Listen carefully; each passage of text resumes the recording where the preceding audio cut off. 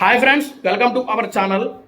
మన Peddi movie next షెడ్యూల్కి change over కాబోతుందని కన్ఫర్మ్ చేస్తూ మన చరణ్ అన్న జిమ్లో ఉన్న ఒక బీస్ట్ మోడ్లో ఉన్న బల్క్ పోస్టర్ని అయితే తన ఎక్స్లో అయితే పోస్ట్ చేశాడు. తన పోస్ట్ చేస్తూ ఏం రాసుకొచ్చాడంటే change over for Peddi begin, pure grit true joy, అంటే శుద్ధమైన పట్టుదలలో ఉండే నిజమైన ఆనందం అని ఆయన అయితే రాసుకొచ్చాడు. ఈ పోస్టర్ రిలీజ్ అయిన దగ్గర నుంచి కూడా సోషల్ మీడియా అట్టుడుకుపోతుందని చెప్పాలి.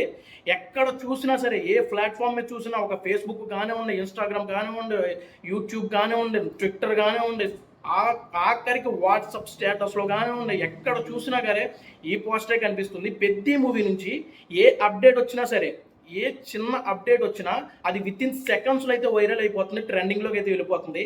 దీన్ని బట్టి చూస్తే పెద్ది మూవీకి ఎంత హైప్ ఉందో క్లియర్గా అర్థమైపోతుంది.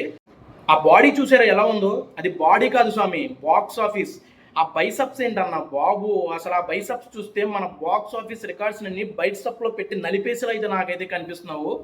అంతేకాకుండా మన రామ్ చరణ్ గారి బాడీ గురించి కొంతమంది డైరెక్టర్స్ అయితే మాట్లాడారు. వారిలో మొదటగా సుకుమార్ గారు ఏమన్నారంటే, తనకు తెలిసిన ఒక జిమ్ ట్రైనరు రామ్ చరణ్ గారి బైసప్స్ చూసి ఇండియాలో ఏ హీరోకి కూడా ఈ విధమైన బైసప్స్ లేవని చెప్పాడని, నేను కూడా చరణ్ గారు వర్కౌట్ చేస్తున్నప్పుడు చూసాను, చాలా కష్టపడతాడని చెప్పేసి సుకుమార్ గారు అయితే చెప్పడం జరిగింది. మన నాయక్ మూవీ టైంలో డైరెక్టర్ వివి వినాయక్ గారు రామ్ చరణ్ గారిని మీట్ అవడానికి 1:02 ఆ టైంలో అయితే వెళ్ళాడంట. అప్పటికీ కూడా ఆయన వర్కౌట్ చేస్తూనే ఉన్నాడంట. బైసప్స్కి అయితే ప్లాస్టర్ వేసుకున్నాడంట. ఏంటి అని అడిగితే నరాలు పగిలిపోయినాయి అని, దానివల్ల నేను ప్లాస్టర్స్ వేసుకున్నానని చెప్పాడంట. బోయపాటి శ్రీను గారు వినయ విధేయ రామ టైంలో రామ్ చరణ్ గారికి నాకు ఈ విధమైన బాడీ కావాలని అడిగాడంట. సార్, ఈ బాడీ రావడానికి మినిమం 5 నెలలు పడుతుంది సార్ అని చెప్పాడంట. తప్పదు బాబు, నాకు ఖచ్చితంగా ఈ బాడీ కావాల్సిందే అని అయితే ఆయన అయితే చెప్పాడంట. దాంతో మన చరణ్ అన్న 5 నెలల్లో చేయవలసిన బాడీని జస్ట్ 1.5 monthలో చేశాడంట.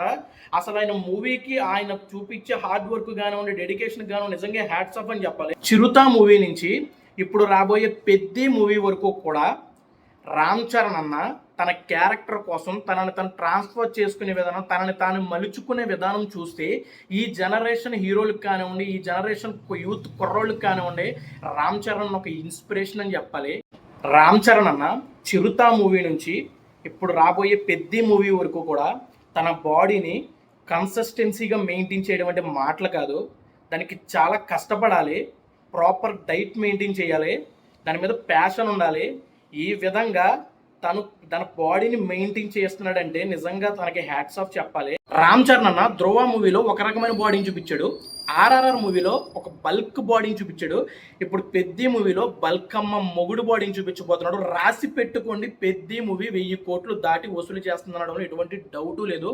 కావాలంటే ఫ్యాన్స్ ఈ క్లిప్ని సేవ్ చేసి పెట్టుకోండి. బుచ్చన్న, నీకైతే హ్యాట్స్ ఆఫ్. ఫ్యాన్స్ అందరూ ఏ విధంగా చరణ్ చూడాలని కోరుకుంటారో అంతకు మించి అయితే నువ్వు చూపించబోతున్నావు.